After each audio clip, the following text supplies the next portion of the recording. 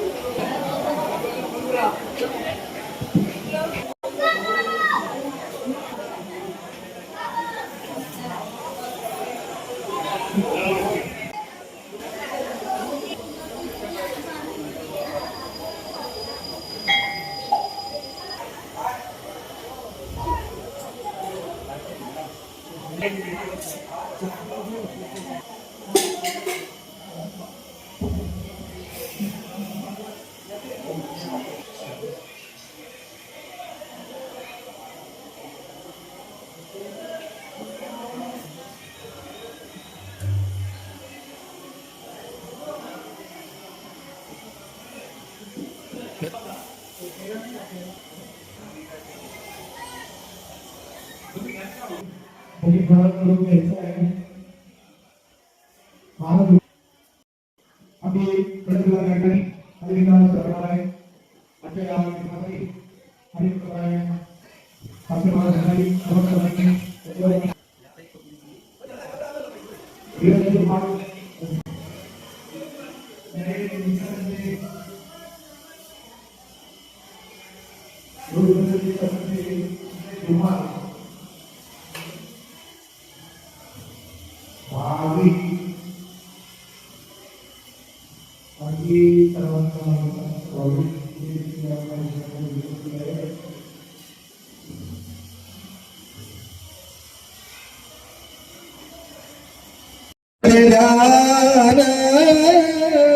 उभे बेटेवर सुंदर उभे बेटेवर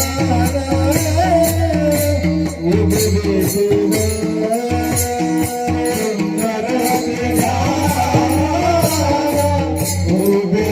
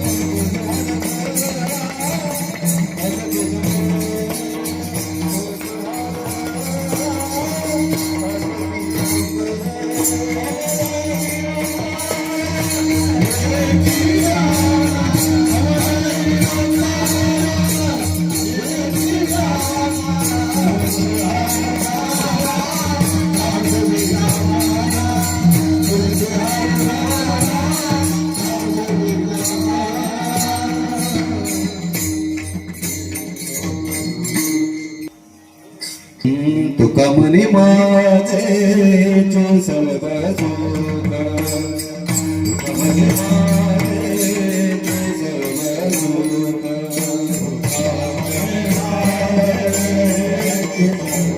माझे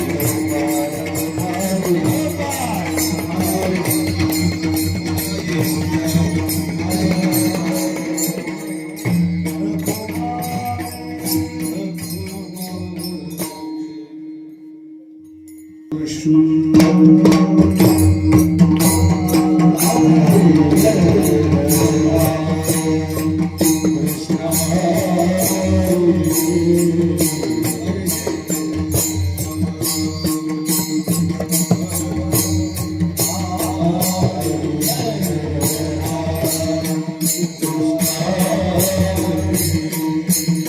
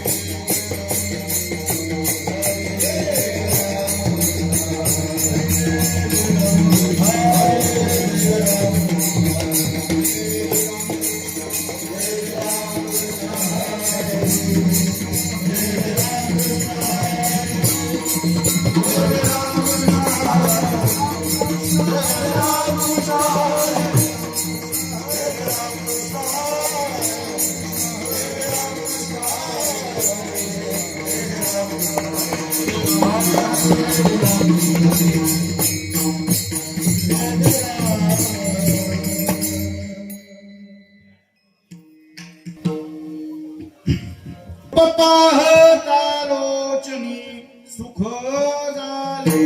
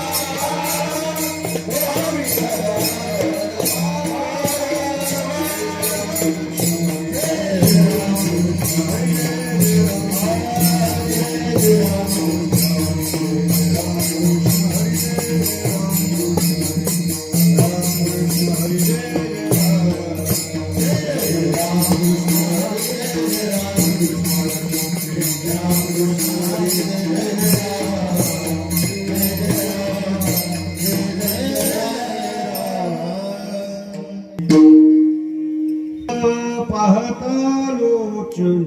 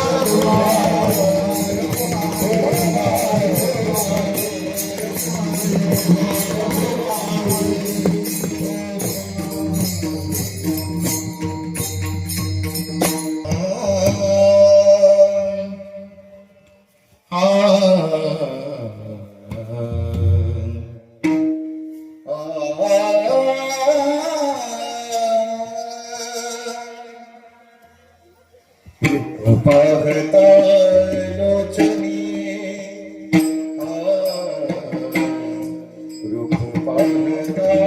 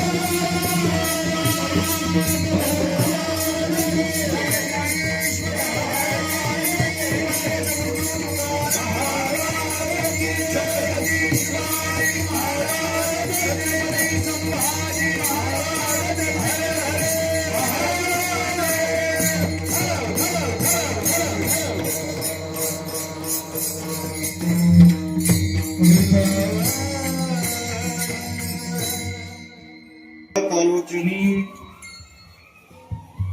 रूप पाहता लोचनी सुख झाले उसाचनी पहा विठ्ठल बरोबा पहा माधव बरोबा बहुत सुकृतांची जोडी म्हणूनी विठ्ठली आवडी तो हा विठ्ठल बरोबा तो हा माधव बरोबर सर्व सुखाचे आगर बाप रखुमा देवी तो हा विठ्ठल बरोबर तो हा माधव बरोबर समचरण सरोजम सांगण्या बुधागम जगनिहित पाणी मंडनम मंडनम तरुण तुळशीमाळा कंधरम कंजनेत्रम सदय धवलहसम विठ्ठलं चिंतयामि पंढरीच्या देवरा पंढरीच्या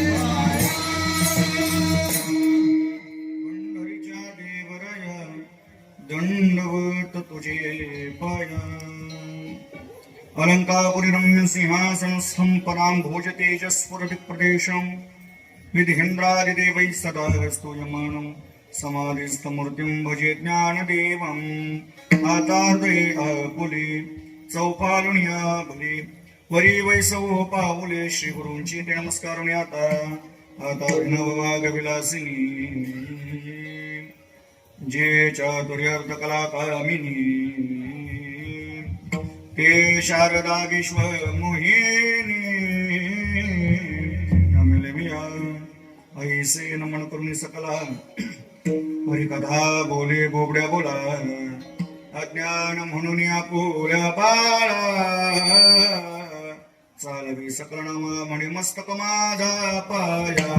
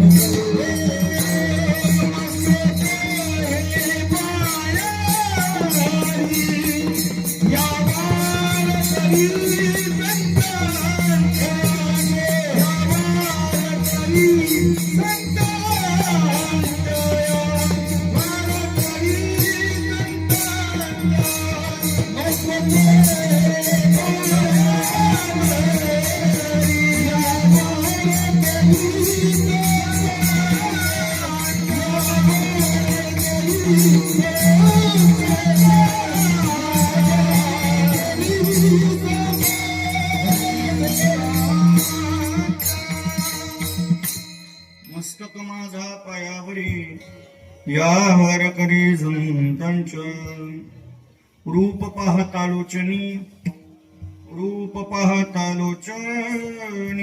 सुख झाले उसाचनी तो हा विठ्ठल बरवा तो हा माधव बरवा प्रस्तुत प्राप्त प्रसंगी प्राप्त स्थळी संगीत रूपी सेवेकर्ताने म्हणलेला अभंग ज्ञानियांचे शिरोमणी साधकांचा मायबाप कैवल्य साम्राज्य चक्रवर्ती असणारे आणि सकल जीवाची माऊली असणारी श्री ज्ञानोपर आहे. प्रस्तुत अभंगातून परात्पर असणारा दुर्लभ असणाऱ्या आपल्या इष्ट देवतेच्या रूपाचं दर्शन झाल्यानंतर तो रूपाचं दर्शन झाल्यानंतर झालेला आनंद आपल्या सखी सोबत अभिव्यक्त करतात. विढाला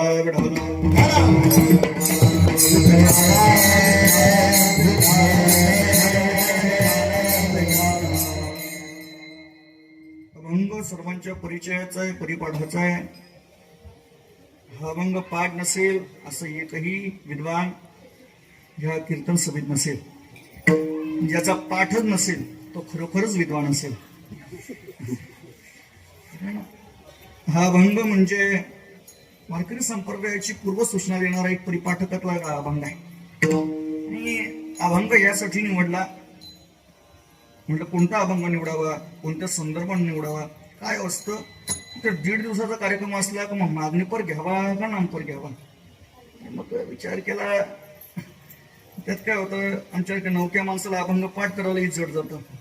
त्यामुळे म्हटलं मग अभंग निवडावा कोणता. म्हटलं हा अभंग जरा बऱ्यापैकी पाठ पण आहे थोडकं मोडकं चिंतनही त्यावर आपल्याला करता येईल.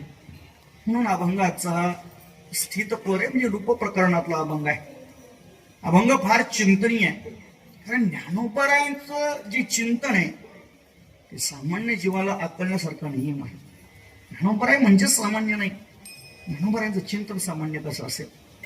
सहज आज एक ठिकाणी कार्यक्रम ऐकत असताना असं मी ऐकलं, श्रद्धेय गुरुवर्य चैतन्य महाराज जगुळकर असं म्हणतात, ज्ञानोबरायांची ज्यांच्यावर कृपा झाली त्यांची मंदिर आहेत. ज्यांची कृपा झाल्यानंतर तो जीव जीवणारा आता तो महात्मा होत असेल, ज्ञानोबरायांचं सामर्थ्य काय असेल. ज्ञानोबराय म्हणतात जगाच्या पाठीवर एकच असा रेड आहे का ज्याचं मंदिर आहे. ते कोणामुळं? ज्ञानोबरायांमुळे. तुम्ही बोलत जा, ज्ञानोबरायांमुळे. जगाच्या पाठीवर असं एकच मंदिर आहे खांबाचं, ते कोणामुळं? गुरुवर्य चैतन्य महाराज म्हटले ज्ञानोबरायांनी ज्याच्याकडे पाठ केली त्या खांबाचं मंदिर आहे. ज्ञानोबरायांनी ज्याच्यावर कृपा केली त्याचा उद्धार व्हायला वेळ किती लागला. ज्ञानोबराय सामान्य नाही. त्या ज्ञानोबरायांचा भगवंत स्वरूपाचं वर्णन करणारा अभंग स्वीकारता निवडलेला आहे. आज ज्या अनुषंगाने या ठिकाणी या कार्यक्रमाचं आयोजन आहे ते श्री विठ्ठल रुक्माई मंदिराचा 18वा वर्धापन दिन आणि त्या अनुषंगानं 1.5 दिवसीय हरिनामोत्सव, श्री सत्यनारायणाच्या महापूजेचं सुद्धा या ठिकाणी आयोजन.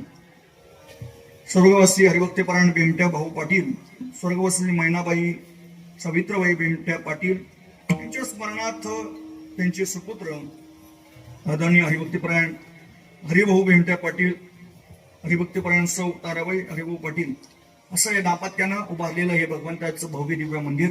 समस्त पाटील परिवार आयोजित हा 1.5 दिवसीय हरिनाम उत्सव, ज्यांच्यामुळे या ठिकाणी येण्याचा योग आला ते आमचे परम श्रद्धेय परम आदरणीय गायन गोखेळा आणि संपूर्ण महाराष्ट्रभर ज्यांच्या गायनाचा दुग्ध आहे ते आमचे प्रमोद भाऊ. आणि प्रमोद भाऊंनी आपल्या सर्वांच्या दर्शनाचा योग या ठिकाणी प्राप्त करून दिला. प्रमोद भाऊंच्या विषयी एवढंच बोलायचं झालं, काय असतं वडिलांच्या संपत्ती समृद्धीमध्ये ऐश्वर्यामध्ये हिस्सा घेणारे बरेच आहेत, पारमार्थिक वाटा जपणारे फार कमी आहेत.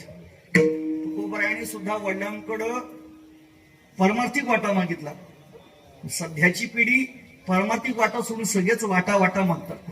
आणि आपल्या वडिलांची परंपरा जपत संपूर्ण महाराष्ट्रभर आपल्या वडिलांचं आणि आपल्या संप्रदायाची सेवा करत आहेत. महाराजांनी आपल्या सर्वांच्या दर्शनाचा योग आला. अगदी 1 तास माझ्याकडे आहे, त्या 1 तासामध्ये मला अल्पवेळ चिंतन मांडायचं. विठाला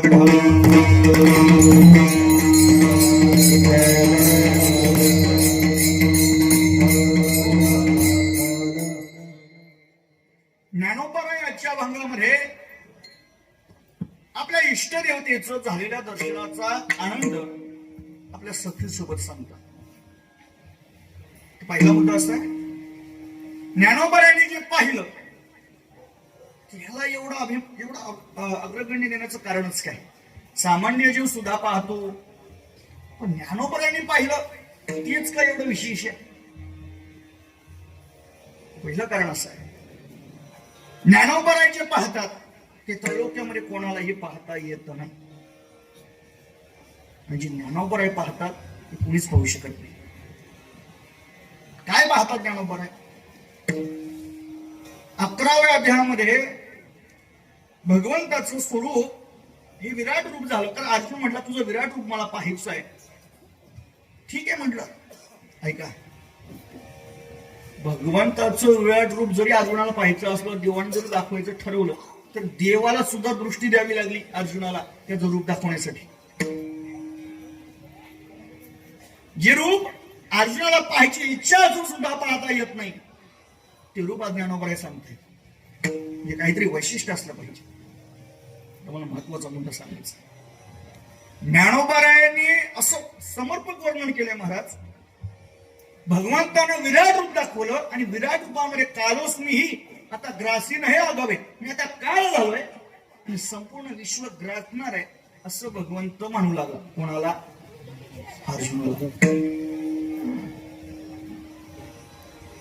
पण आता तो अर्जुन आहे असं म्हणतात. ज्ञानोबरायांनी वर्णन करताना अर्जुनाचं वर्णन करताना ऐकी कुटीला मस्तका धनुर्वेद्य त्र्यंबका धनुर्विद्येमध्ये भगवान शंकरासारखा पारंगत असणारा भूतलावरचा एकमेव योद्धा आहे, त्याचं नाव अर्जुन आहे. सहज एक ओळख वाचली, सर्व राजांचा सार्वभौम कोण असेल तर त्याचं नाव अर्जुन आहे. जेने संग्राम हिरी जिंकला आणि म्हणता गावाचा ठाव फिरला तो अर्जुन मोहे कवलीला क्षणा माझी. त्यातलं मागचं पुढचं घ्यायचं. अर्जुनानं भगवान शंकराचा पराभव केलाय. जो शंकर भगवान शंकराचा पराभव करतो तो मात्र आता कोणत्या शब्दाला घाबरलाय? काळ. का अर्जुन घाबरला ना? घाबरला. काळ नावाच्या शब्दाला अर्जुन घाबरला. किती घाबरला हे भगवंतानेही सांगितलं नाही, शंकराचार्यांनी सांगितलं नाही, हे फक्त ज्ञानोबा सांग. ज्ञानोबारांची ज्ञानेश्वरी इतर ग्रंथापेक्षा का विभिन्न आहे? बाकीच्यांनी भगवंताचं मत सांगितलं, ज्ञानोबाने त्यावर स्वतःचा सिद्धांत मांडलाय. ज्ञानोबारांची ज्ञानेश्वरी इतर पेक्षा वेगळी आहे. काय भगवंताच्या आणि ज्ञानोबा अर्जुनाच्या मनातला भाव आहे ऐका. अर्जुन घाबरला काय म्हणून? का? बरं किती अध्याय घाबरला? 11व्या. अजून किती अध्याय बाकी आहेत? 7. 11व्या अध्यायातच घाबरला. 7 अध्याय सांगायचे कोणाला? यातही चिंतन असं ज्ञानोबा म्हणतात. अर्जुन मोहामध्ये फसला म्हणून देवाने गीता सांगितलं हे सोडून द्या. देवाला सांगायची होती म्हणून त्याला मोहामध्ये आणलंय महाराज. कारण अर्जुन ज्या वेळेस कुरुक्षेत्रावर गेला तेव्हा संग्रामी संच झाले. समस्त कौरव देखील अर्जुनाचं लक्षच होतं कोणाला मारायचं. त्या कौरवानं पाहिलं, ज्ञानोबा वर्णन करतात, तेव्हा लिला धनुष्य उचललेले पंडुकुमारी. अर्जुनानं कौरवांना मारण्यासाठी धनुष्यबाण उचललं होतं. कोणाला मारण्यासाठी? म्हणजे त्याला काय मोह कसला होता महाराज? त्यानं धनुष्य उचललं, त्याला मोह कसला? पण तोच अर्जुन नंतर म्हटला की दोन्ही सैन्यांच्या मध्ये माझं उपविष्ट. दोघांच्या मध्ये माझं सैन्यांनी काय म्हटलं? दोघांच्या मध्ये असं म्हटलं होतं का जिथं भीष्म आहे, जिथं गुरु द्रोणाचार्य आहेत, कृपाचार्य आहेत, तिथं नाही म्हणून. तसं पाहिलं तर जिथं दुःशासन आहे, दुर्योधन आहे, शकुनी आहे, कर्ण आहे, त्या ठिकाणी नेलं असतं तर चाललं असतं ना. आता रथ नेला कोणी? देवानं. कुठं नेला? तिथं शकुनी आहे, तिथं जिथं गुरुद्रोण आणि कृपाचार्य आणि भीष्माचार्य, तिथं जिथं भीष्माचार्य आहेत, कृपाचार्य आहेत, द्रोणाचार्य आहेत, त्यांच्या मध्ये नेला. कारण ते अर्जुनाला आपले मानत होते ना, अर्जुन त्याला आपलं मानत होता. हा जर अर्जुन दुःशासना दुर्योधनाच्या पुढे नेला असता तर 18 ते सांगायची वेळ आली नसते महाराज. मग तिथं गेल्यानंतर वध करून गोत्रांचा तरी वसोटा होईल, दोषाचा मज जोडीला हातीचा दोन्ही वशी मान्य आपल्याला. भगवंताला मी त्या सखी शब्दावर तेव्हा चिंतन मांडलं ते आता सांगणार नाही. आता अर्जुनाच्या मनातला भाव काय आणि भगवंताच्या मनातला भाव काय हे ज्ञानोबा सांगतात. कठीण गोळे असं तुटी अर्जुन होईल हिमकोटी, सवेची म्हणी परिकिरीती परी अनेक असे. भगवंताचे कडक शब्द अर्जुनाने ऐकले तर अर्जुन घाबरेल असं भगवंताला वाटलं. हे भगवंताने म्हणत, हे ज्ञानोबा म्हणतात. मग काय म्हटले? परी आणि एक असे. यात एक अट आहे म्हणे. काय अट आहे? आताची असहार वाहरे तुम्ही पांडव असा बाहेर. काय म्हटलं देव? काय काय पाहून काय शब्द ऐकून घाबरला होता अर्जुन? काळ. नक्की ना? देव म्हटलं ऐक पांडवा, हे अर्जुना, आताच्या सहारवारा जरी मी काल झालो असलो तरी तुम्ही पांडव सोडून मी सगळ्यांना खाणार आहे. काय म्हटला? काय म्हटला देव? आताच्या सहार वारे तुम्ही पांडव असा बाहेर, तुम्ही पांडव सोडून सगळे जाणार म्हणे. बरे म्हणतात काय ज्ञानोबाऱ्यांचं चिंतन आहे, काय ज्ञानोबाऱ्यांचं महाराज ज्ञानदृष्टी. फक्त काल झालोय आणि तुम्हाला खाणार एवढंच कोणी ऐकलं होतं? खाल्लं होतं अजून एवढं ऐकलं होतं तरी अर्जुनाचा अर्धा जीव निघून गेला होता. ज्ञानोबा म्हणतात ते तर जात जात धनुदरे सावरिले जाण. अर्धा जीव काय ऐकून गेला होता? फक्त काय ज्ञानोबा म्हणतात. ते फक्त ज्ञानोबा सांगतात अर्जुनाच्या मनातला भाव काय, भगवंताच्या मनातला भाव काय. पुढे तर म्हणतात मग लागला बोला चित्त देऊ. आता मगाशी भाव सांगितला भगवंताच्या मनातला, आता अर्जुनाच्या मनातला भाव काय होता ऐका. होता मरणा हा हरी निघून गेला, माझ्यावरचं आलेलं संकट निघून गेलं, मागुता सावध झाला आणि मग लागला बोला चित्त देऊ. अर्जुनाच्याही मनातला भाव ज्ञानोबा राय सांगतात. आणि जगाच्या जगत मालकाचा सुद्धा भाव कोण सांगतात, म्हणजे ज्ञानोबा राय पाहतील तर सामान्याने देवालाही पाहता येईल. किती किती अजून तुम्हाला गोड सांगतो, सगळ्या पक्षांमध्ये सगळ्यात दुष्ट आणि वाईट पक्षी म्हणून कोणाला संबोधलं जातं, कावळे असतातच बरेच प्रत्येक गावात. प्रत्येक मी कावळ्याचं सांगतोय, काही काही तर डोंग कावळे पण असतात, डोंग कोणतरी कावळ्याचं सांगतोय. हा बरं त्याचं वर्णन करतात. पाय चंद्रोदय आरते जयाचे डोळे फुटते असते, ते केवी चंद्र ते ओळखती. ज्ञानोबा म्हणतात कावळे कधी रात्री फिरतात का, कावळे असे काही कावळे रात्रीच निघतात, कारण त्यांना दिवसा कोणी जास्त जाऊन देत नाही. बरं, कावळे काही रात्री निघत नाही, कारण कावळ्याला रात्री दिसत नाही. कावळा हा रात आणला पक्षी नाही दिसत, पहिलं त्याच. दुसरं, द्राक्ष रसा आम्ररसा ते वही तोंड सडती वायसा. कावळ्याला आंब्याचा रस आवडत नाही, म्हणतात. कावळ्याला द्राक्षाचा रस आवडत नाही, पण द्राक्षाची आवडते. कावळ्याला द्राक्ष रस आवडत नाही, आमरस आवडत नाही, डोळे फुटते दिवसा डुळाची. बरं, या कावळ्याचं असं वर्णन आहे, निम्म निम्म मोडून यायला तो कावळ्याशी लोक आंब्याची वाट पाहतात. आणि हा कावळा कावळ्याचं सांगतोय, याला कडुलिंबाचं फळ आवडतं, तरी खाऊन बघा म्हणजे आपण समजेल आंब्यापेक्षा किती भारी येते. याहीपेक्षा ज्ञानोबा फार गोड वर्णन करतात. म्हणजे कावळ्याचं एक अजून गुणधर्म असा आहे, हा कावळा घरात खात नाही, मग बाहेरचं खातो. हे बाहेरचे खाणारे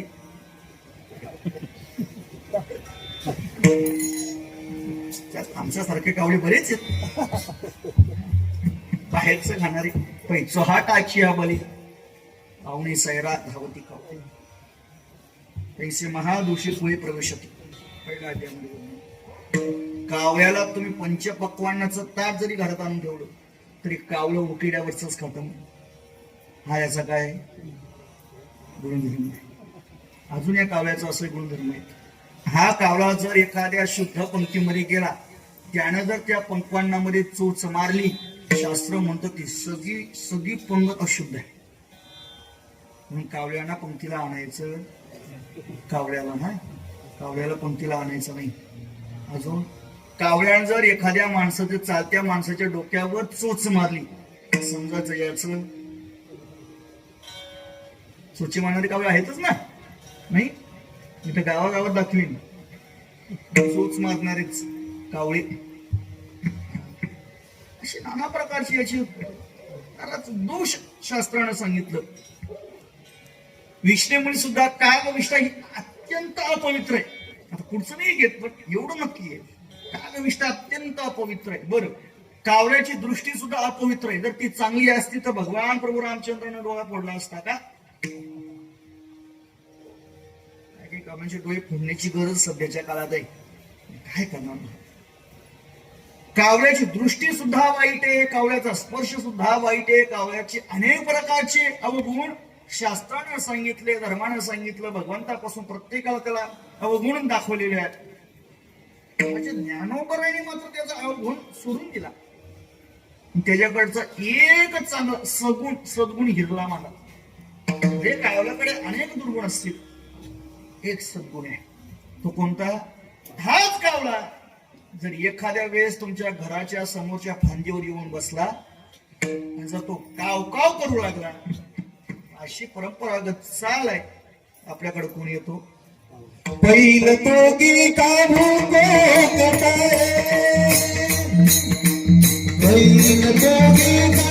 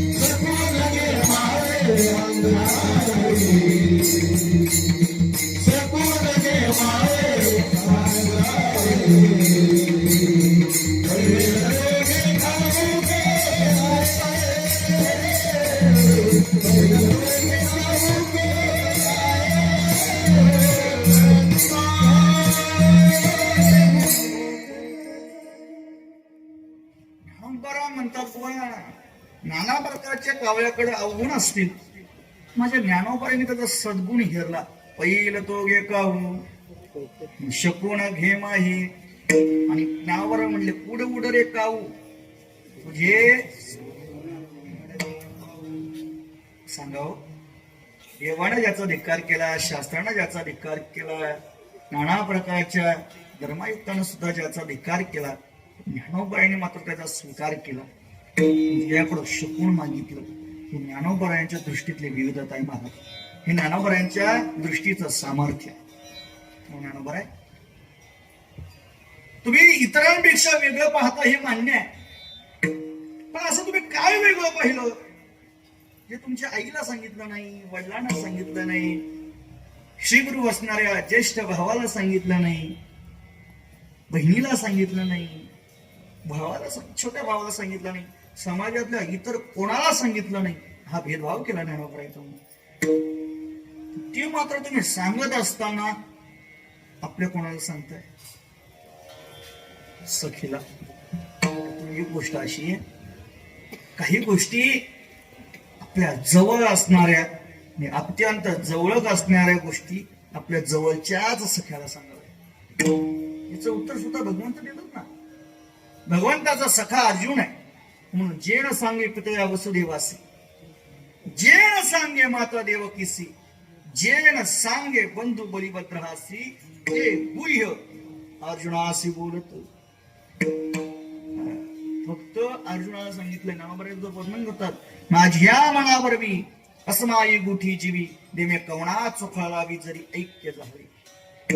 काय अंबावयाचा जाईल मी तुझी जरी होईल तरी काय की चली करे.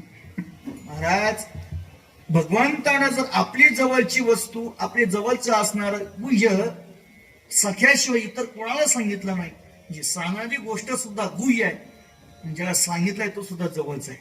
ज्ञानोबा ज्या अर्थी सखीला सांगतात, त्या अर्थी ती वस्तू, पाहिलेली वस्तू ही अत्यंत दुर्लभ असावी किंवा अत्यंत जवळची असावी. कारण ज्ञानोबाईने जे पाहिलं ते इतर कोणाला सांगितलं नाही, सांगितलं मात्र कोणाला? महाराज, असं तुम्ही काय पाहिलं त्याचे तुम्ही तुमच्या फक्त सखीला सांगितलं, पण त्या पाहिल्याचा असा काय परिणाम झाला तर ती इतर कोणाला न सांगता फक्त सखीला सांगितलं. हेच ज्ञानोबा अभंगांच्या पहिल्याच्या झाले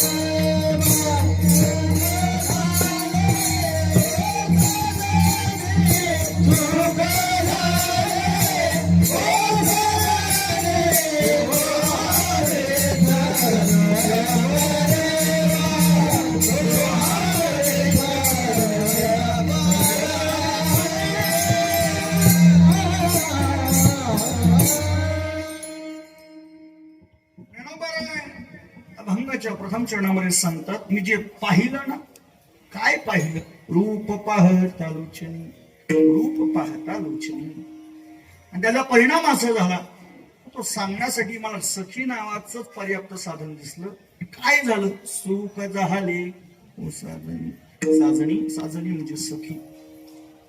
तर यानंबर आहे, असं काय तुम्ही नाविन्य रूप पाहिलं का जे तुम्हाला सांगावं असं वाटलं?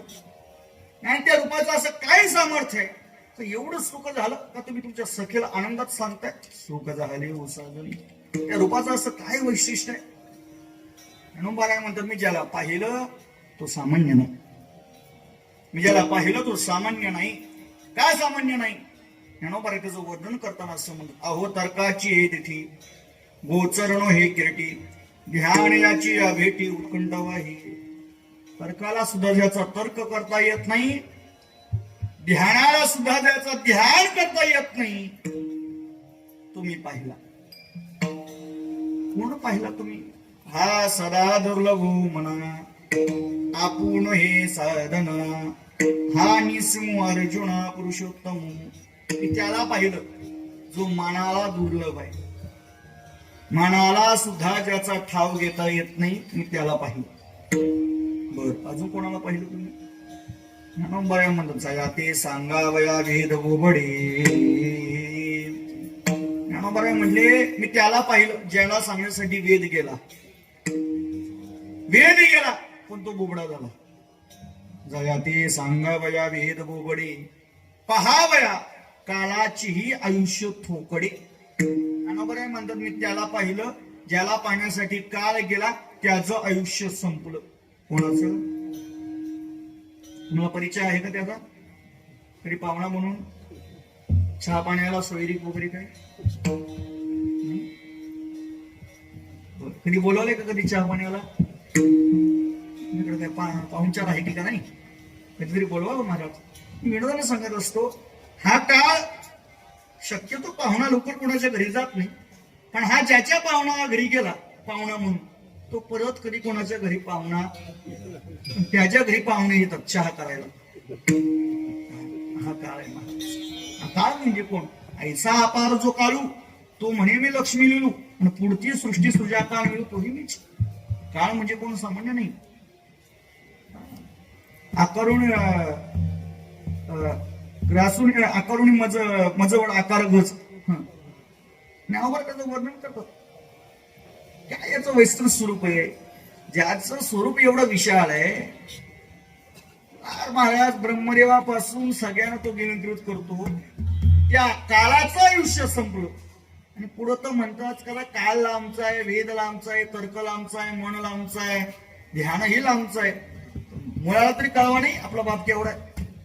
मुळाला तरी आपल्या बापाला पाहता यावं की नाही? धात याही परीनं सापडी ठावलयाच. ब्रह्मदेवाला सुद्धा जे पाहता येत नाही ना, ज्ञानोबराय म्हणतात मी ते पाहिजे. त्यात काही एवढं नवीन आहे ज्ञानोबराय म्हणतात, नवीन सांगतो ना. ज्ञानोबराय म्हणतात ते तर लक्ष्मीचे ऐश्वर्य सरी. ज्ञानोबराय म्हटले मुलगाला आमचा आहे पण बायको तर जवळची ना. बर, नाही आपल्या नवऱ्याचा संवाद समाजाला माहीत, भावकीला माहीत, गावकीला माहीत, बायकोला माहित नाही असं एकतरी ऐकावं. बरं, नवऱ्याचा स्वभाव बायकोला कळतो का नाही असं मी बऱ्याच वेळा ऐकलंय. असं म्हणून हा, आज मला माहित असतं तुम्ही असे आहात तर मी असं फार 50 वर्ष झाली तरी सुद्धा 50 वर्ष झाली तरी सुद्धा पत्नीला पतीचं रूप कळत नाही. स्वाभाविक त्याचा काही मला अनुभव नाही पण मी ऐकून म्हणतोय. सध्या आपण नारायणच आहे. महाराज, लक्ष्मीचे ऐश्वर्य सरी या उभीचं समर्प भाव एवढा आहे.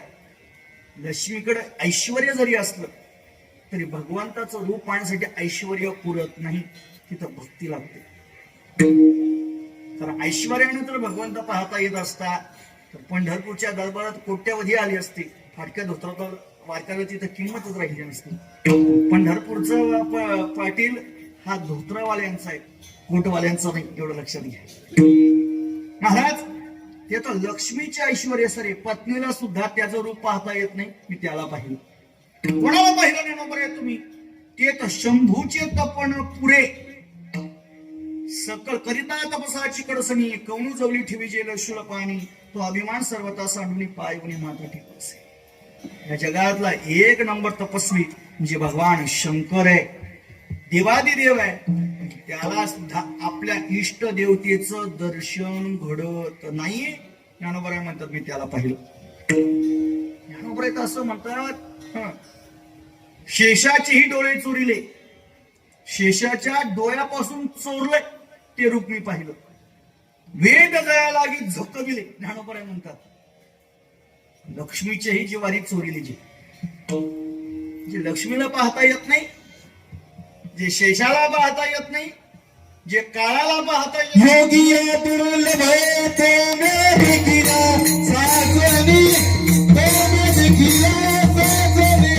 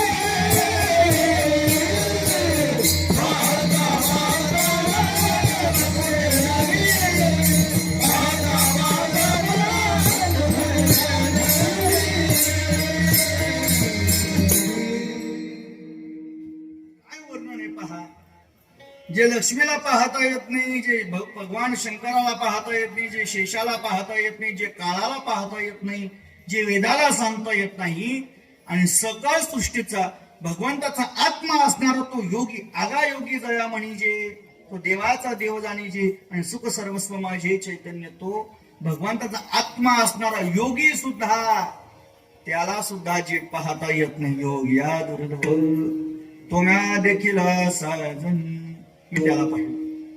नंबर आहे असं काय त्याच्या स्वरूपाचं नाविन्य हो, म्हणजे तुम्ही पाहिलं मी काय सांगू. याचं रूप फार मनमोहक आहे, फार मनमोहक आहे.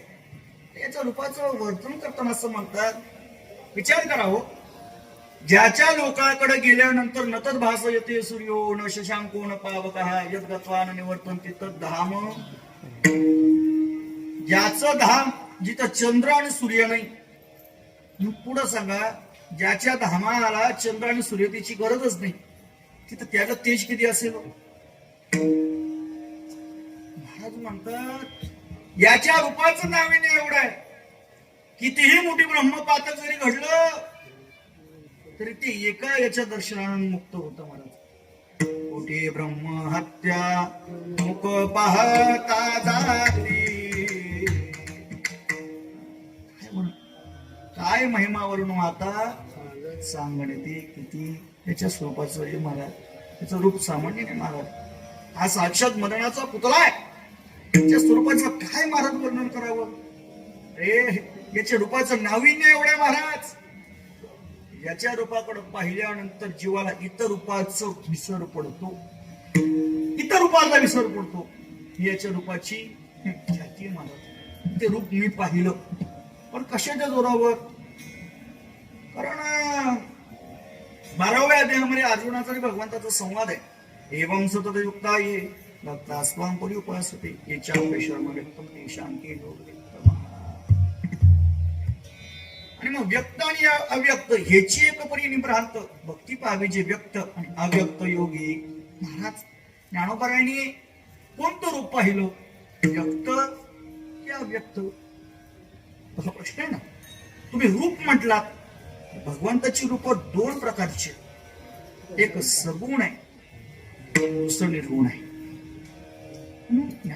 आधी संत म्हणतात सगुण सुद्धा तूच आहे, निर्गुण सुद्धा तुझं. सगुण म्हणून की सगुण निर्गुण तू एकच आहे. अव्यक्त निराकार जे दोन्ही चराचर याचा अव्यक्त रूप आहे. हा अव्यक्तही आहे आणि व्यक्तही आहे.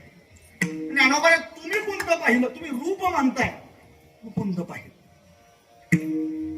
ज्ञानोबाराय म्हटलं मी जे पाहिलं ते योग्याला दुर्लभ आहे. योग्याला कोणतं रूप दुर्लभ आहे.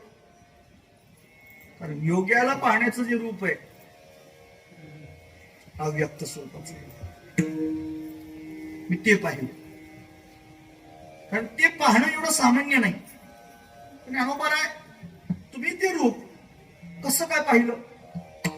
म्हणजे डोळ्याने पाहिलं. रूप पाहता लोचनी पाहिलं ना, डोळ्याने पाहिलं. लक्ष्मीला पाहता येत नाही, शेषाला पाहता येत नाही, असं तुम्ही कसं तुमच्या डोळ्याने पाहिलं. जे पाहण्यासाठी अर्जुनाला सुद्धा देवाला दृष्टी द्यावी लागली, तुम्ही कसं का पाहिलं. अनुवराय म्हटले हा माझा पराक्रम नाही. मग हे सामर्थ्य माझं श्री गुरुचं आहे. सामर्थ्याचे अमृतानुभवामध्ये ज्ञानोबा वर्णन करतात.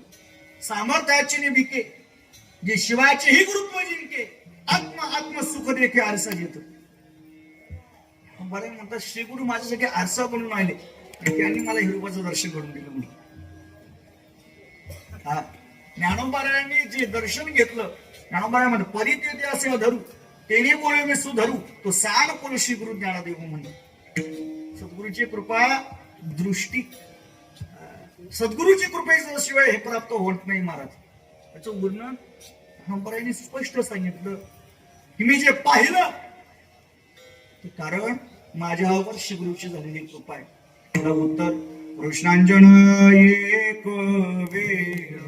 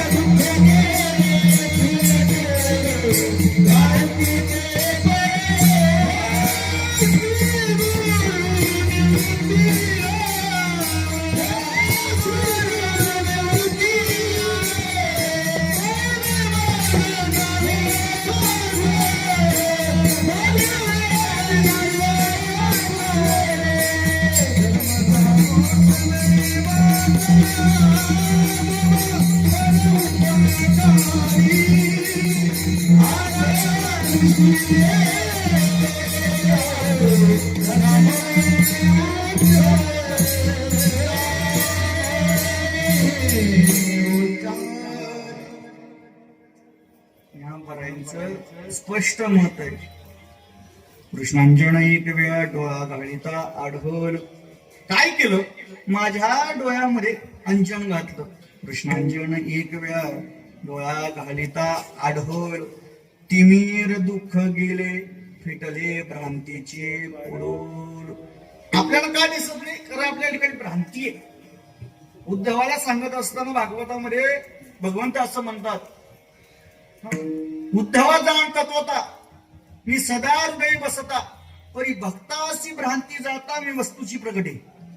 आपल्याकडे भ्रांती आहे महाराज, आणि ती भ्रांती ज्ञानोबा म्हणतात. श्री गुरु निवृत्ती राये मार्ग दाविला सोज्वल.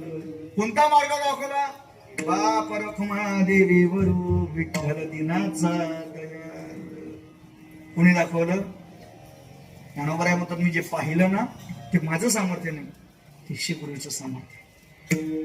जीवाला भगवंत पाहायचा असेल, मंदिरातला देव पाहायचा असेल तर सामान्य डोळे चालतील. परतत्व असणारा भगवंताचं स्वरूप दर्शन घडायचं असेल त्यासाठी श्री गुरुच पाहिजे. याचं उदाहरण म्हणजे नामदेवरायांचं जीवन आहे महाराज.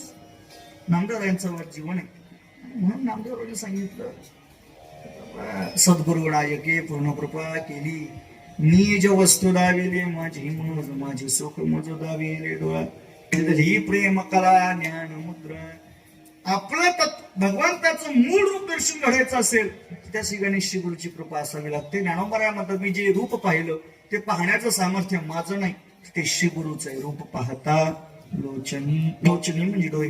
डोळ्यानेच का पाहिलं तर तो डोळ्याचा स्वभाव आहे. डोळे तुम्ही घ्यारे सुख पहा विठोबाचे मुख, हे डोळ्याचा स्वभाव आहे. मग या डोळ्याने जर भगवंताचं रूप पाहावं असं असेल, मग सुख झाले ओ साजनी हे नाही कळलं. जर डोळ्याचा स्वभाव पाहणं आहे, पाहिल्यानंतर तो सुख सुद्धा डोळ्याला झालं पाहिजे. ते बुद्धीला कसं झालं? ही साजनी ना, ती साजनी म्हणजे कोण? ती साजनी म्हणजे बुद्धी. आणि इथं विषय असा होतो, ज्ञानोबा एक पुरुष, ज्ञानोबांनी जिच्याशी संवाद साधला ती मात्र कोण? साजनी. ती कोण आहे? स्त्री आहे. पुरुष ज्ञानोबा आहे आणि संवाद मात्र कोणाशी? पण ज्ञानोबा सामान्य पुरुष आहेत का? बरं झाले ज्ञानोबा आत्ताचे नचन नव्हते, ना तर आत्ताच्या याच्यात बोलणं थोडं अवघड आहे.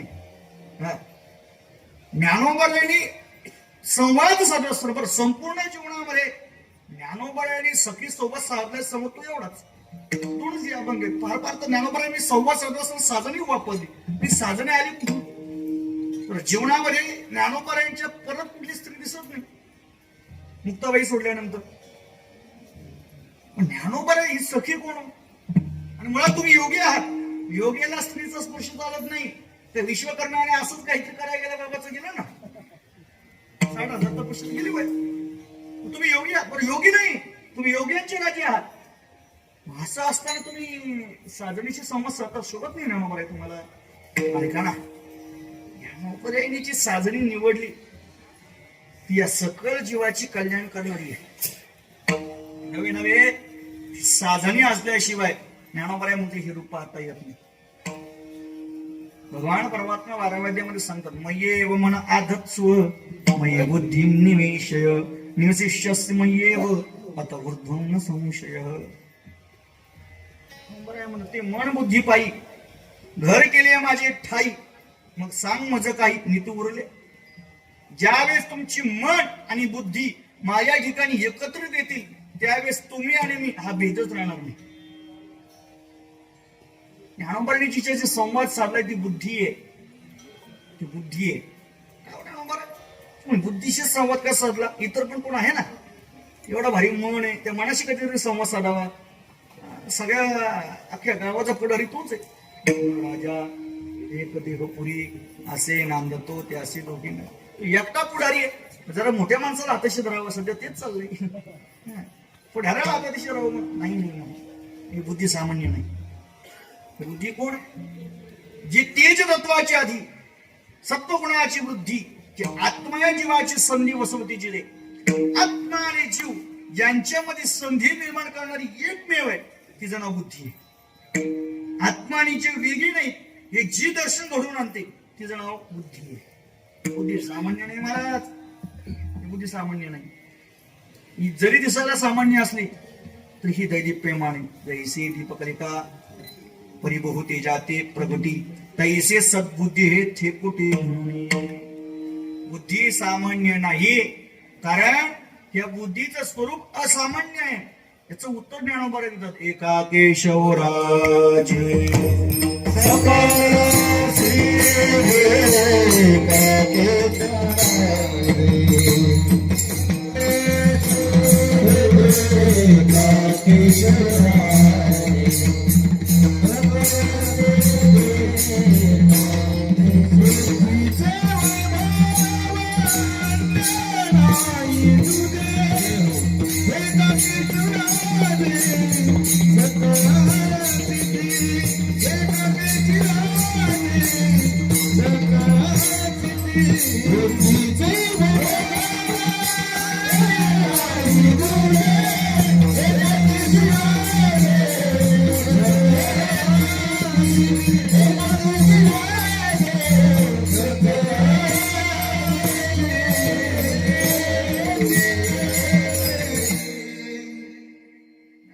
म्हणतात ही बुद्धी सामान्य नाही. हा बुद्धीचे वैभव नाही तुझे एका केशवराजे सकल सिद्धी. बुद्धीच्या जोरावर प्राप्त करता येत हा, पण ती बुद्धी सुद्धा सामान्य नाही. अशी बुद्धी सगळ्यांकडेच नसते. व्यवहारामध्ये बुद्धी नसेल त्यालाही किंमत, बुद्धी नसेल त्याला आपण काय म्हणतो निर्बुद्ध. एवढं अवघड कशाला, बुद्धू सगळ्यात सोपं. बुद्धी नाही बुद्धू, खरे का नाही, बुद्धी करत. व्यवहारामध्ये बुद्धी पाहिजे. ऐका, ज्याच्याकडे बुद्धी नाही त्याला परमार्थ ही किंमत नाही आणि व्यवहारामध्ये ही किंमत नाही. बुद्धी पाहिजे. आणि बुद्धीचे सुद्धा स्वरूप सांगत असं ज्ञानोबा म्हणतात, ईश्वरा वाचून काही जे अनिकल आणि नाही त्याची बुद्धी पाहिजे अर्जुनाची. बुद्धी म्हणजे कोणती, कोणती बुद्धी ज्या ईश्वराशिवाय इतर कोणत्याच तत्वाची ओळख पटत नाही, हीच एक बुद्धी आहे. ती बुद्धी ज्याच्याकडे त्याला ते रूप पाहता येतं. तैसी सद्बुद्धी जे परमात्म्याची अवधी जैसी गंगेची उदधी निरंतर. सद्बुद्धी दुर्लभ आहे.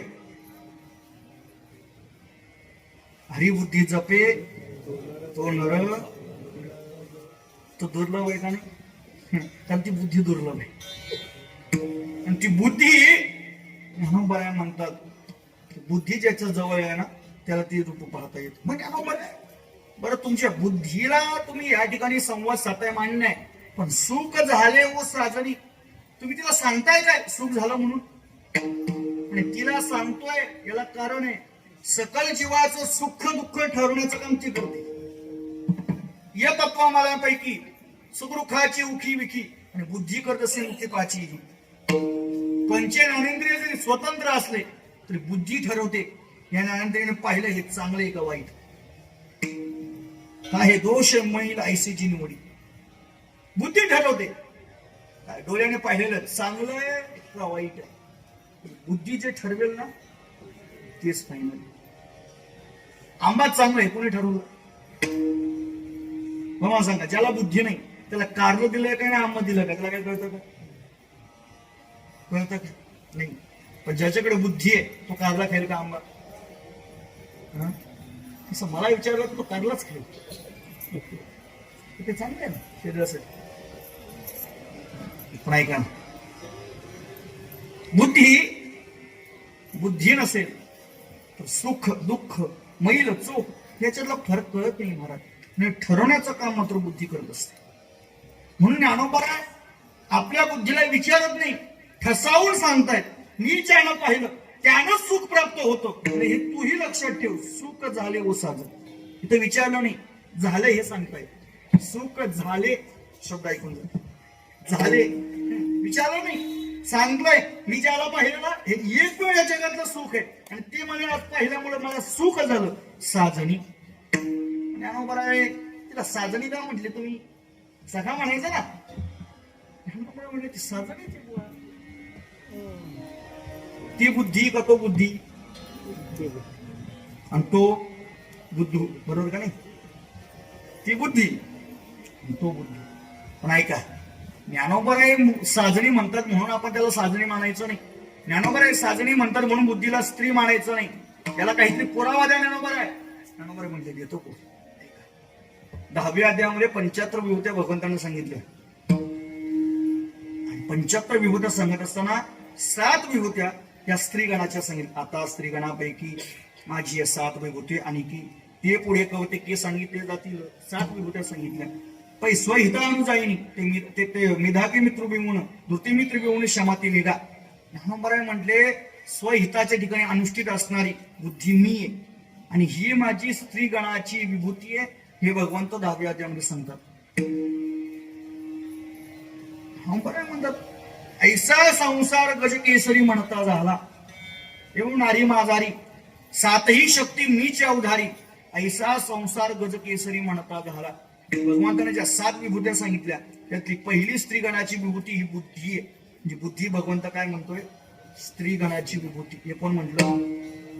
देव जर तिला स्त्री म्हणत असतील, ज्ञानोबराय काही तिला पुरुष म्हणतील. ज्ञानोबरायने तिच्याशी संवाद साधला, मग तिला सखा म्हणायचं का साजन? सुख झाले हो.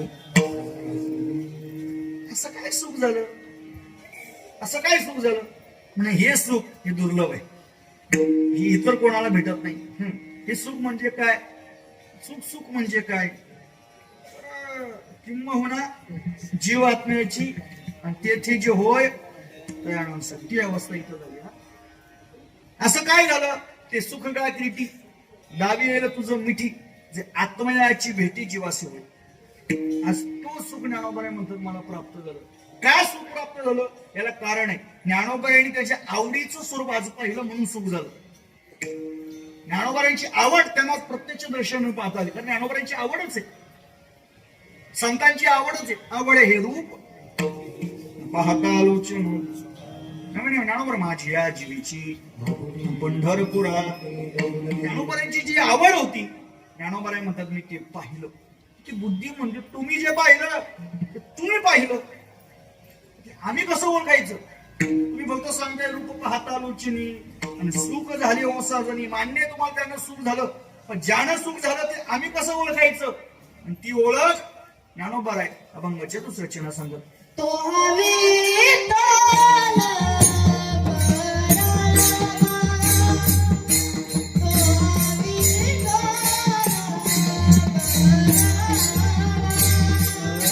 Oh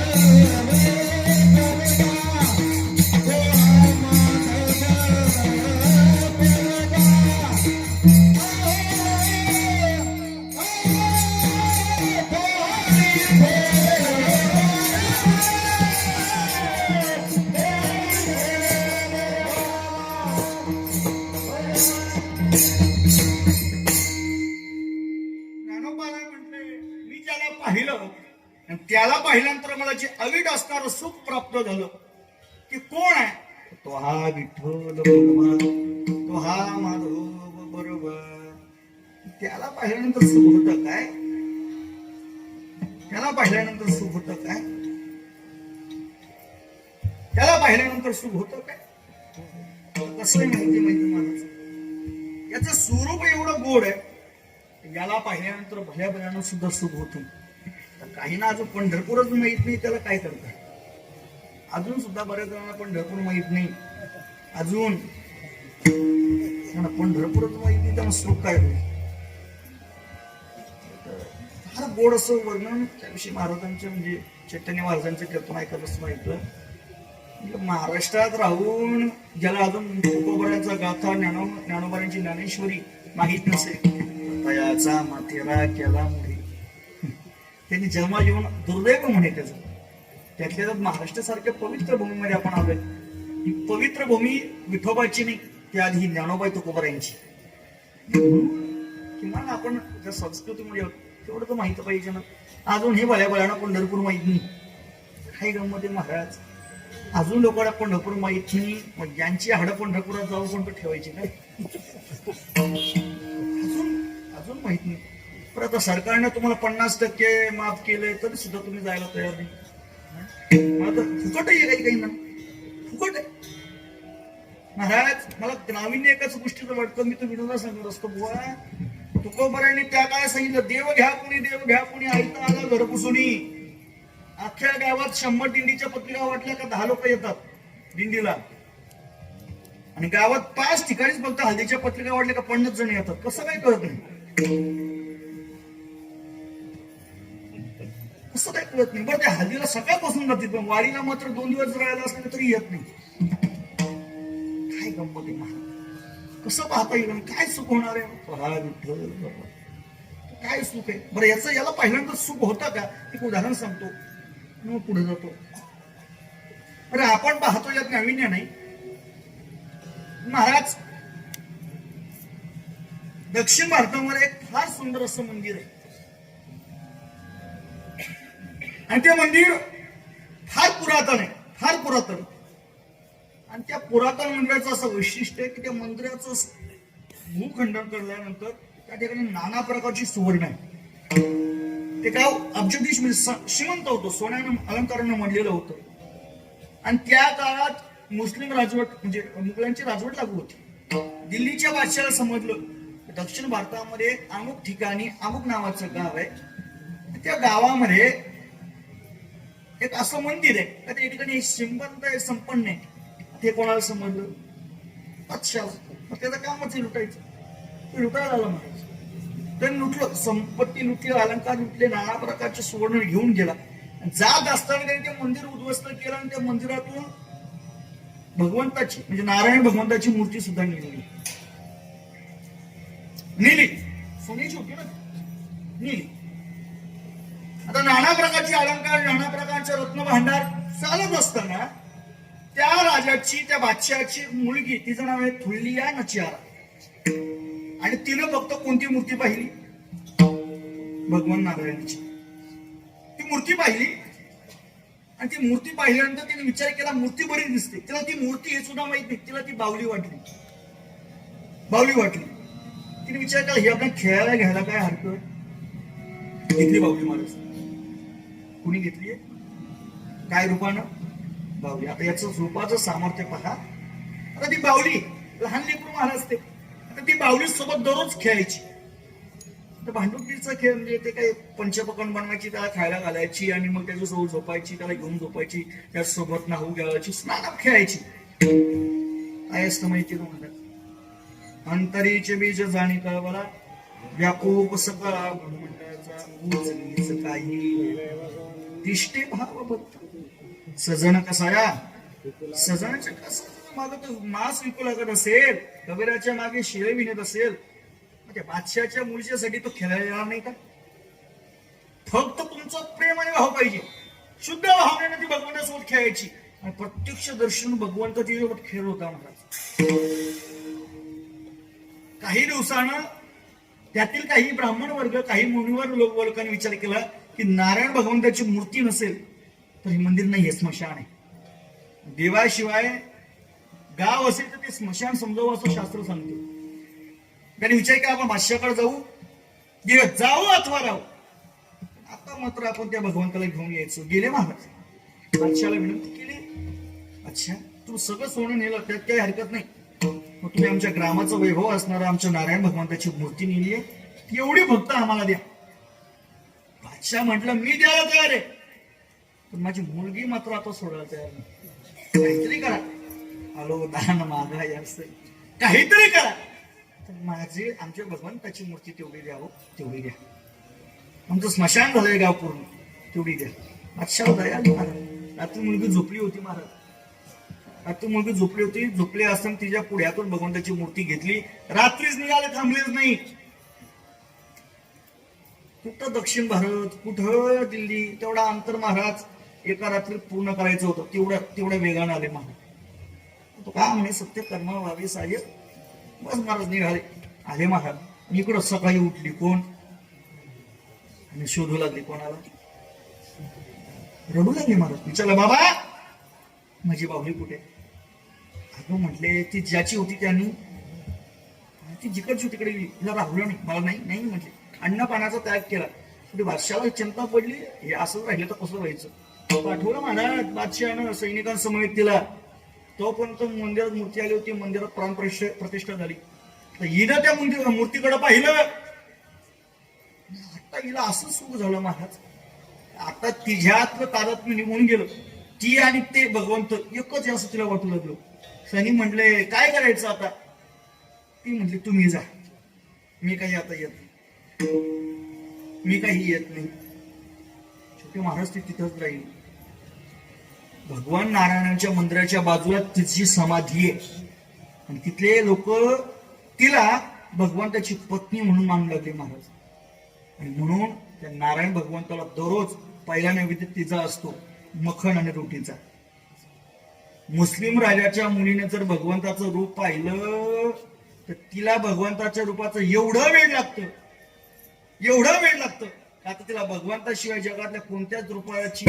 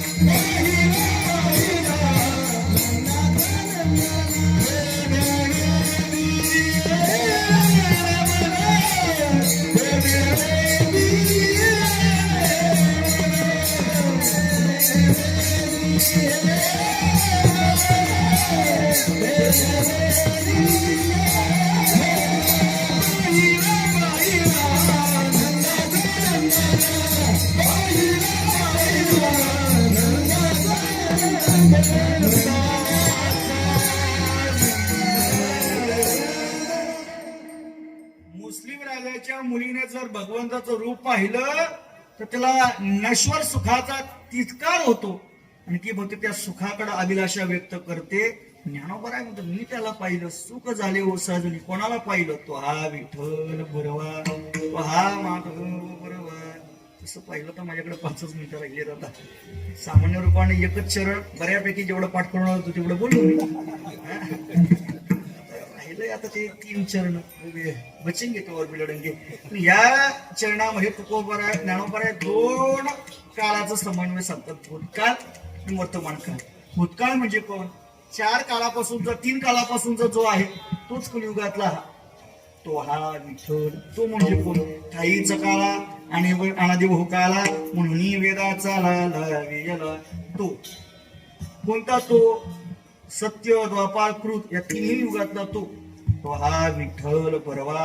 आता ते विठ्ठल शब्दाचा सुद्धा अर्थ आहे बरं का. विना ज्ञानीनं ठाण शून्यानं लाती गणाती इति विठ्ठल.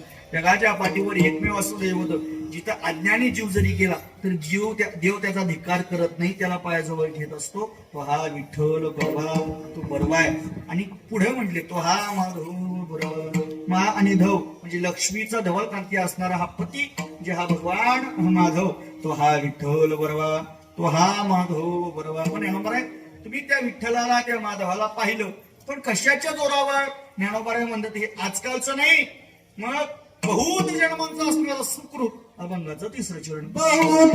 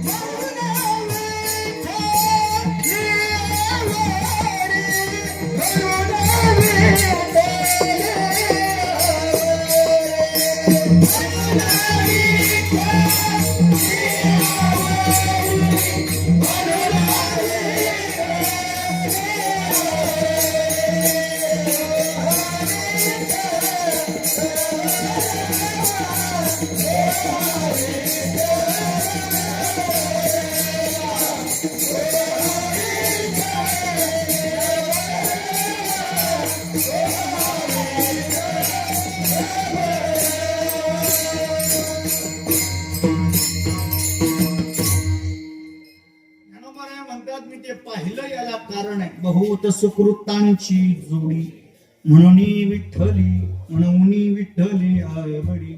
बहुत सुकृतांची जोडी होती. तिचं उत्तर असं आहे भगवंताचं नाव मुख देण्यासाठी जर 1000 जन्माचं पुण्य असावं लागत असेल तर त्याची आवड निर्माण व्हायला किती जन्माचं पुण्य लागत असेल याचा विचार करा. जयाच्या वाची पुढी भोजी नाव नाचत असे माझी हे जन्म सहस्त्री ओळखीचे एक वेळ. जन्म सहस्त्र 1000 जन्माचं पुण्य असल्यानंतर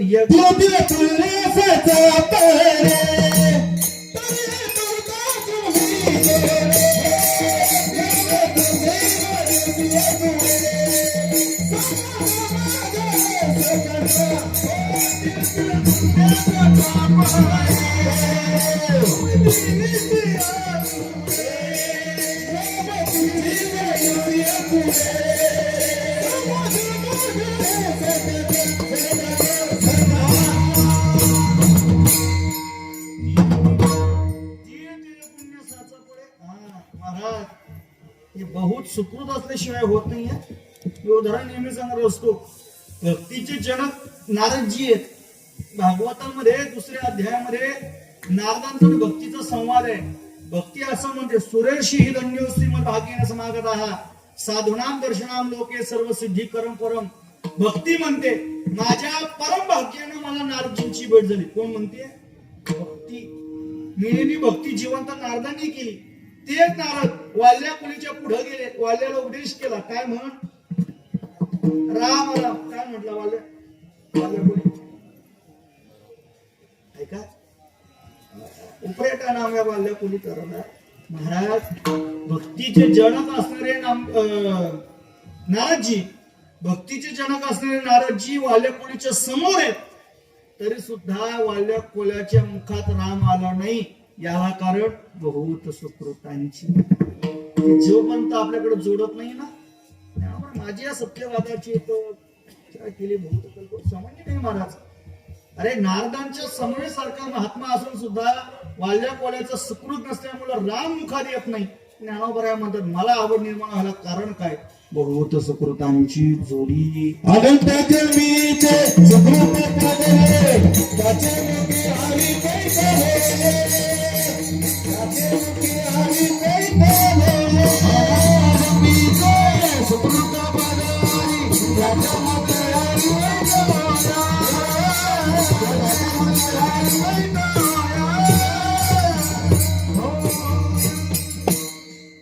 मुखी हरी पैठले. अनंत जन्मीची सुकृत पडे म्हणून बहुत सुकृतांची जोडी म्हणून विठ्ठली आवडली. आता सुकृत म्हणजे काय? ते आवडच काय? आवडीचा सुद्धा प्रकार आहे. विषयाची आवड काय असू दे, तेवढं माझं पाठांतर नाही.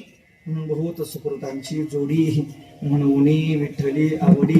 तो हा विठ्ठल बरवा, तो हा माधव बरवा. म्हणजे बरं तुम्हाला ज्याची आवड झाली, तुम्ही ज्याला पाहिलं, त्याचा आणि तुमचा संबंध काय तो परिचय ज्ञानोबा शेवटच्या चरणात देतो.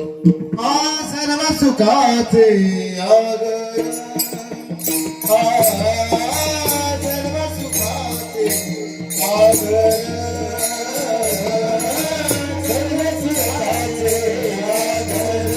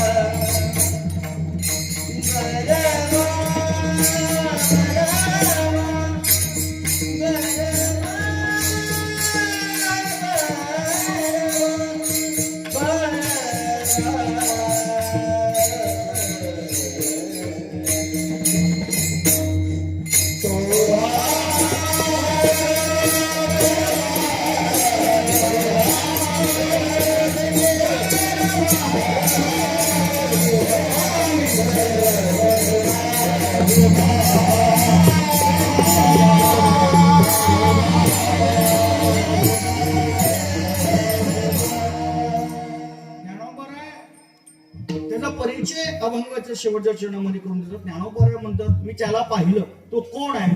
सर्व सुखाची अगोर, बाप रखुमा देवीवर. तो आमचा बाप आहे, रखुमा देवीचा वर आहे. तो कोण आहे? सर्व सुखाचा अगोर आहे. त्याच्या ठिकाणी सर्व सुख आहे. तो आमचा बाप आहे. पिता हा मत्स्य जगत माता राहता पितामह म्हणून मी पिता महत ब्रह्म माता अपत्य कोंडू सुता जगडंबरू. तो सगळ्या विश्वाचा बाप आहे. माय जगन्नाथ, बाप जगन्नाथ, अनाथाचा नाथ जनार्दन बाप. आणि रखुमा देवी वर, तो रखुमाईचा पती आहे. कोण? तो हा विठ्ठल बरोबा, तो हा माधव बरोबा.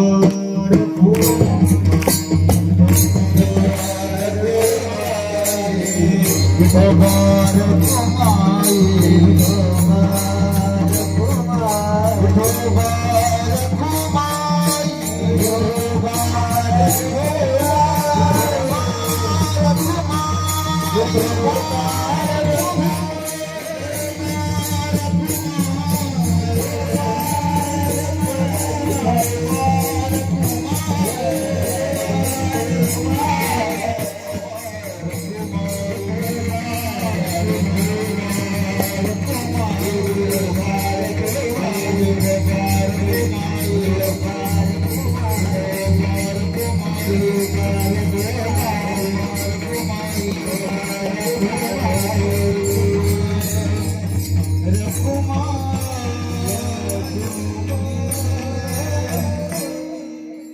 सर्व सुखाचे अगर बाप रखुमा देवी वर पहा विठ्ठल बरवा तुहा माधव बरवा.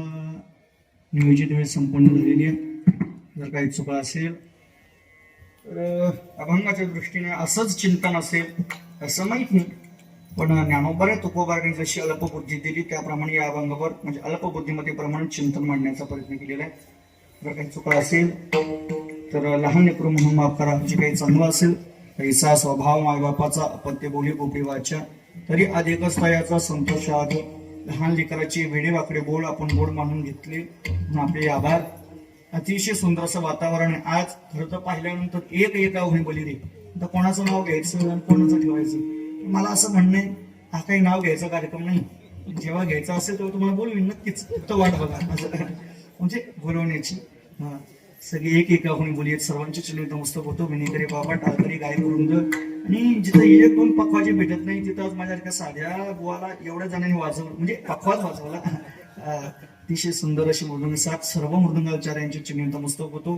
त्यांनी याचं प्रेक्षेपण केलं त्या महाराजांच्याही चरित्र नमस्तक होतो. टाळकरी वृंद यांच्याही चरित्र नमस्तक होतो. आणि विशेष करून प्रभू तुम्ही महेशाच्या मूर्ती तुमच्याही सर्वांच्या नतमस्तक होतो. जर काही चुकलं असेल एखादी ओवी एखादा अभंग एखादा श्लोक लहान करून म्हणून माफ करा. माझ्या सामान्य 24 वर्षाच्या पूर्ण तुम्हाला काय सांगावं तरी सुद्धा ज्ञानोबा तुकोबाने जसा आशीर्वाद दिला तर ज्ञानोबाने आशीर्वाद दिला तर रेडा बोलतो म्हणूनच तो उभा आहे. कोण रविदास. ज्ञानोबाने जर का महात्म्याचा कृपा प्रसाद आहे म्हणजे कृपा होते असं नाही.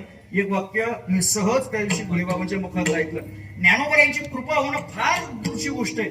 फक्त आपण ज्ञानोबा यांच्या मागे ज्ञानोबा यांची काल धरून राहिलो ना तरी सुद्धा आपलं वाटोळं होणार नाही एवढं मात्र निश्चित आहे. फक्त वाटोळं व्हायचं नसेल म्हणून ज्ञानोबा यांच्या मागे टपवायचं. तर आई कधीच लेकराचं वाटोळं करत वेदशास्त्र देती बाई म्हणून ती ज्ञाना बाई आई. ज्ञानोबा यांच्या अभंगावर म्हणजे अल्पबुद्धीमध्ये प्रमाणात चिंतन मांडण्याचा प्रयत्न केलाय. ज्यांच्यामुळे येण्याचं योगाला ते परम आदरणीय परमार्थिक स्नेही आमचे प्रमोद भाऊ. खरं तर बाबांची जागा अतिशय उत्तमरित्या ते हाताळले. म्हणजे कान्हाबाबा म्हणजे मला आठवते मी 14-15 वर्षाचा असताना दया शेट्टीची नवरात्रीची त्या ठिकाणी मोठं असायची नवरात्र उत्सव आणि त्या ठिकाणी बाबा हरिपाठाला यायचे. त्यावेळेस बाबांनी मला हरिपाठ म्हणायला सांगितलं होतं. तू एवढं पाठवता मला चुकून मुकून असं बोलत होतो. बाबांनी तेव्हा सुद्धा संधी दिली की हरिपाठ म्हटलं का कान्हाबाबांचं नाव अग्रगण्य वाटतं. आपल्या बाबांची जागा या ठिकाणी पूर्णत्वाला नेत आहेत. त्यांच्या पश्चात असताना त्यांचा जो परिवार आहे विशेष करून मला प्रमोद भाऊंनी सांगितलं की आलेला धन लोक वाम मागायला खूप घालवतात पण सत कार्याला लावणारे आमच्या बाबांसारखे फार कमी माणसं आहेत. आणि विशेष करून हरिबाबांचं एक वैशिष्ट्य असं आहे. मी ज्ञानोबांची एकच उभी सांगून सेवा समाप्त करतो. तर निधान जोडावया भाग्य घडे धनंजया आणि घडे ते भोगावया उपाय होय. एखाद्याला पैसा प्राप्त होणं म्हणजे भाग्य नाही. प्राप्त झालेला पैसा योग्यरित्या हाताळणं आणि नुसतं हाताळलं नाही तो चिरकाळ ठेवणं याला म्हणतात भाग्य. नाही तर नूरश स्वर्गाधिपती झाला राहाटी भामावला तो भुजगत्र पावला नसी. काही लोक मुख्यमंत्री पण होतात 5 दिवसापुरती 10 दिवसापुरती. काही काही मंत्रीपद पण होतात पण टिकवता येतं का? नाही. बाबांनी सत्कार्यासाठी केलेले फार मोठं कार्य आहे. लक्षात ठेवा. मी एकच सांगतो करोडोचा बंगला बांधला 2ऱ्या पिढीपर्यंतच नाव राहतं. 3ऱ्या पिढीला माहीत पण नसतं आपला म्हातारा कोण आहे. पण या उलट मंदिरासाठी 100 रुपयाची देणगी द्या. हजारो वर्षी गेली तरी तुमचं नाव तिथंच राहणार आहे. आज घरं जातील पण हे मंदिर बाबांची आठवण म्हणून या गावात कायम राहील. आपण अतिशय सुंदर हे कार्य केलेलं आहे. आणि एक म्हणू का बाबांनी केलंय त्यापेक्षा भगवंताने त्यांच्याकडून करून घेतलंय एवढ्याच या ठिकाणी आशावादी व्यक्त करतो. झालेली सेवा ज्ञानोबा तुका तुमच्या टाळ्या समजल्या मला. आता मी असं टाळाटाळ करायला लावणार नाही.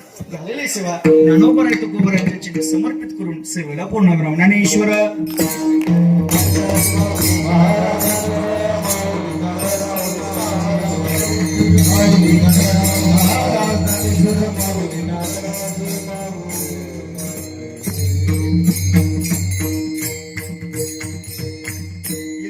माझ्याकडून म्हणजे सोबदार बाबा असंच एवढं मोठं दंडक असलं काय कोणाची हिंमत आहे आम्हाला काय बोलायची. सोबदार बाबांची ही आवाज झालेली सेवा ज्ञानोबा तुकोबा यांच्या चरणी समर्पित करून सेवेला पूर्ण विठाला जय जय.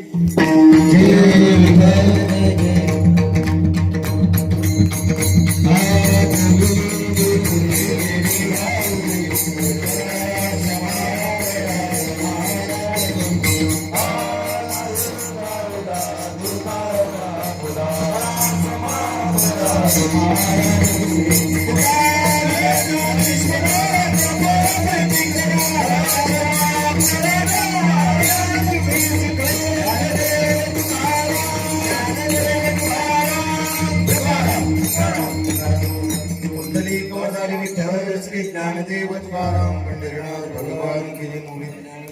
रामकृष्ण हरी. तथा महिनाबाई सावित्रीबाई बिबट्या पाटील यांच्या स्मरणार्थ हे उभारण्यात आलेलं 2 मिनिटं कोणी उठू नका. आपल्या सर्वांच्या चहाची व्यवस्था जागेवरच केली जाईल.